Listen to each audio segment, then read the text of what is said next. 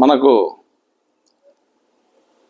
KC canal ప్రాంతంలో అంటే సంతజూటూరు దగ్గర నుంచి బండాత్మకూరు, నంద్యాల మండలం, గోస్పాడు ఈ లాక్ నెంబర్ 16 కింద కేసీ కెనాల్ ద్వారా నీరు అందిస్తున్న కేసీ కెనాల్ ద్వారా పంటలకు నీరు అందిస్తున్నారు ఇరిగేషన్ డిపార్ట్మెంట్ వారు.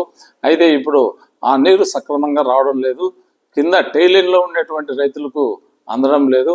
ఆ విషయమై నిన్న కేసీ కెనాల్ ఈ గారి ప్రతాప్ గారితో మాట్లాడడం జరిగితే కొంత Pothireddypadu regulator, Muchumarri lift irrigation, Velugodu రిజర్వాయర్లో ప్రభుత్వం అంటే తెలంగాణ ప్రభుత్వం వాళ్ళు వాటా అయిపోయిందని చెప్తున్నారు. అందుకు ఆపినామని చెప్పడం ప్రతాప్ గారు చెప్పడం జరిగింది, కేసీ కెనాల్ ఈ గారు చెప్పడం జరిగింది.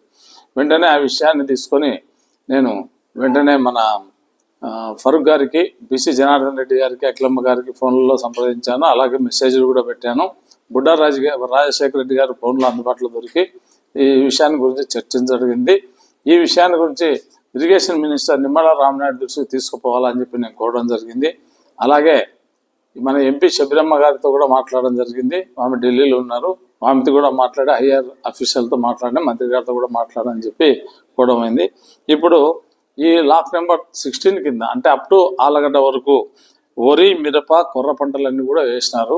ఈ నెలాఖరు వరకు నీరు వస్తే రైతులు సంతోషంగా వాళ్ళ పంటలను దిగుబడి చేసుకొని సుఖంగా ఉంటారని చెప్పి తెలియజేస్తున్నా. లేకుంటే 20 రోజులు వాటర్ ఇవ్వలేకపోతే చాలా ఇబ్బందులు, పంట నష్టం జరుగుతుంది, ఆర్థికంగా కూడా నష్టపోతారని చెప్పి తెలియజేస్తున్నాను.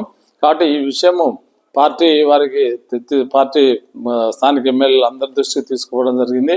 అందరూ కూడా మినిస్టర్తో గారితో మాట్లాడి ఈ ఇరిగేషన్ డిపార్ట్మెంట్ నుంచి హైయర్ ఆఫీసర్లతో మాట్లాడి నీటిని విడుదల చేయటకు ప్రయత్నాలు చేస్తున్నారు. అలాగే ప్రాజెక్టు డైరెక్టర్ మన రామలింగారెడ్డి గారికి కూడా తెలియజేయడం జరిగింది.